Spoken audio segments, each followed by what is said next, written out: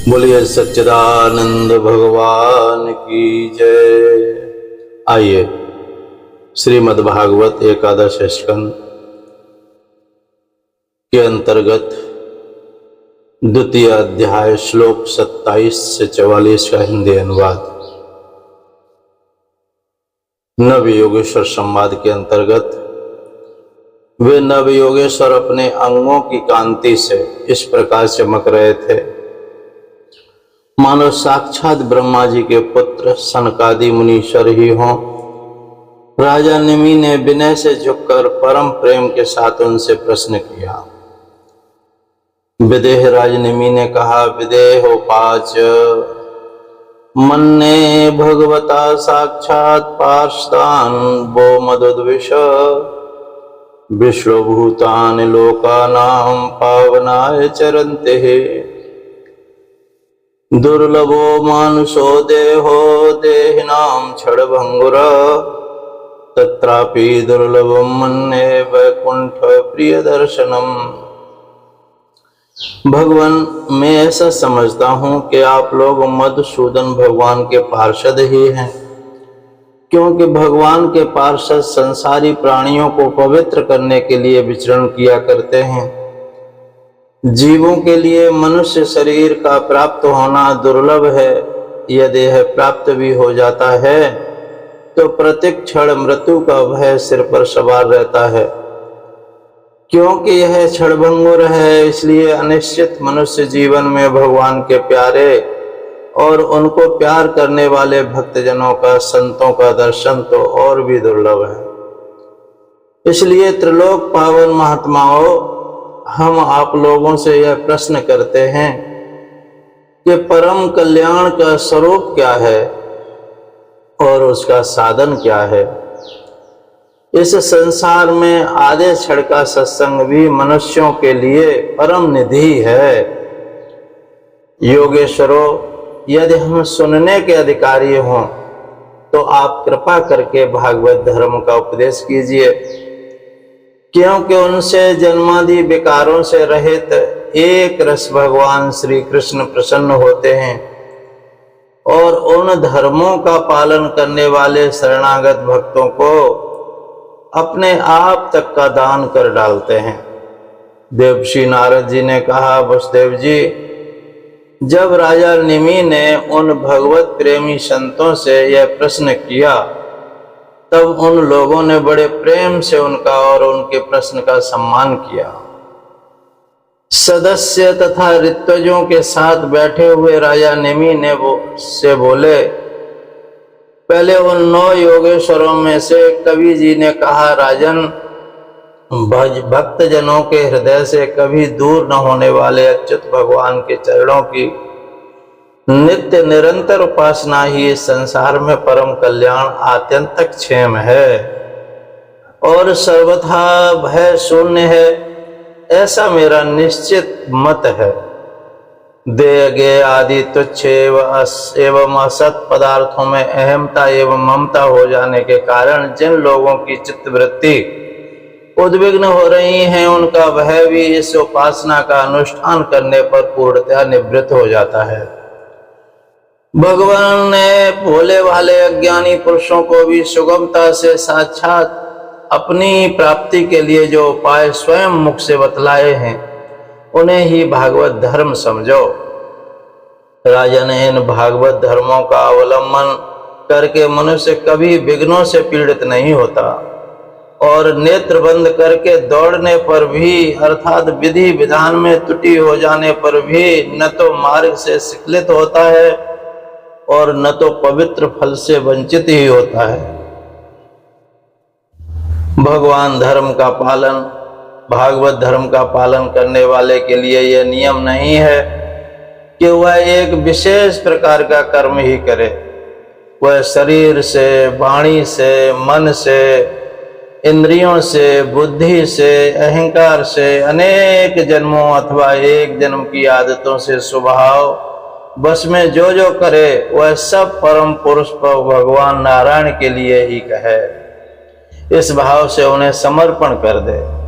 यही सरल से सरल सीधा सा भागवत धर्म है। ईश्वर से विमुख जीव को उनकी माया से अपने स्वरूप की विस्मृति हो जाती है और इस विस्मृति से ही मैं देवता हूँ, मैं मनुष्य हूँ, इस प्रकार का भ्रम विपर्य हो जाता है।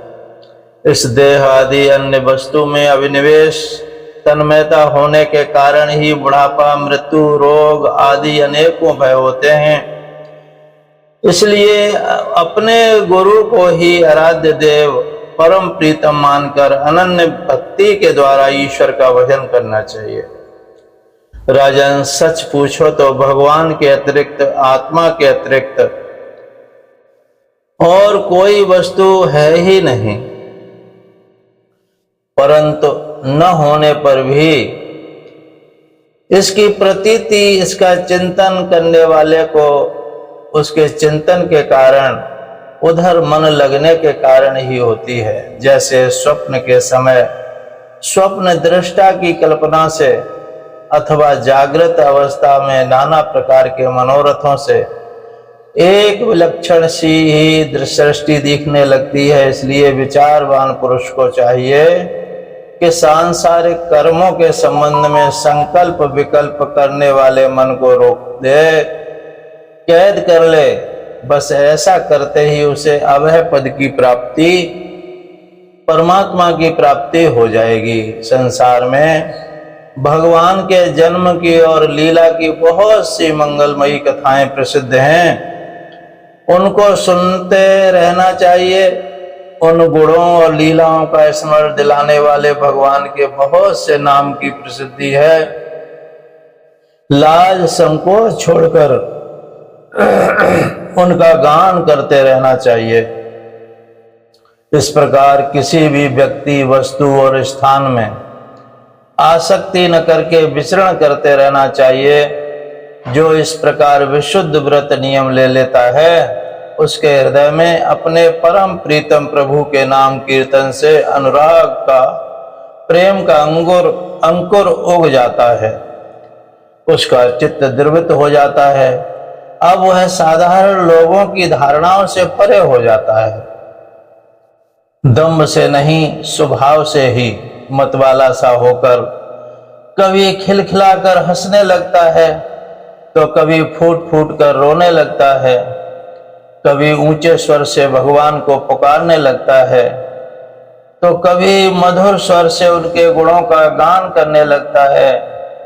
कभी कभी जब वह अपने प्रीतम को अपने नेत्रों के सामने अनुभव करता है, तब उन्हें रिझाने के लिए नृत्य भी करने लगता है। राजन, यह आकाश, वायु, अग्नि, जल, पृथ्वी, ग्रह, नक्षत्र, प्राणी, दिशाएं, वृक्ष, वनस्पति, नदी, समुद्र, सब के सब भगवान के शरीर हैं। सभी रूपों में स्वयं भगवान प्रकट हैं। ऐसा समझकर वह जो कोई भी उसके सामने आ जाता है, चाहे वह प्राणी हो या प्राणी हो, उसे अनन्य भाव से, भगवत भाव से प्रणाम करता है।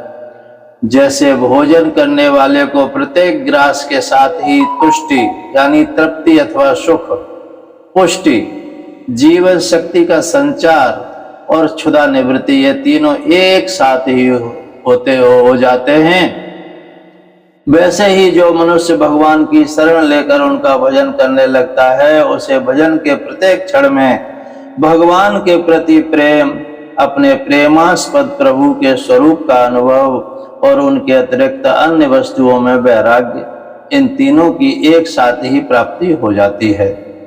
राजन, इस प्रकार जो प्रत्येक क्षण एक एक वृत्ति के द्वारा भगवान के चरण कमलों का ही भजन करता है, उसे भगवान के प्रति प्रेममयी भक्ति, संसार के प्रति वैराग्य और अपने प्रीतम भगवान के स्वरूप की स्फूर्ति, ये सब अवश्य ही प्राप्त होते हैं। वह भागवत हो जाता है और जब ये सब प्राप्त हो जाते हैं, तब वह स्वयं परम शांति का अनुभव करने लगता है। राजा निमि ने पूछा, योगेश्वर, अब आप कृपा करके भगवत भक्त का लक्षण वर्णन कीजिए। उसके क्या धर्म हैं और कैसा स्वभाव होता है, वह मनुष्यों के साथ व्यवहार करते समय कैसा आचरण करता है, क्या बोलता है और किन लक्षणों के कारण भगवान का प्यारा होता है। भगवत भक्त के लक्षण आगे भाग में आप सुनेंगे। धन्यवाद। आपने सुना, समझा, पढ़ा, अच्छा लगा सब्सक्राइब कीजिए, अपने प्रियजनों को शेयर कीजिए, लाइक कमेंट भी कीजिए, पढ़ते रहिए, समझते रहिए। जय द्वारकाधीश भगवान की जय, सद्गुरुदेव भगवान की जय। सोहम सोहम सोहम। इससे आगे की कथा आगे के प्रसंग में सुनेंगे।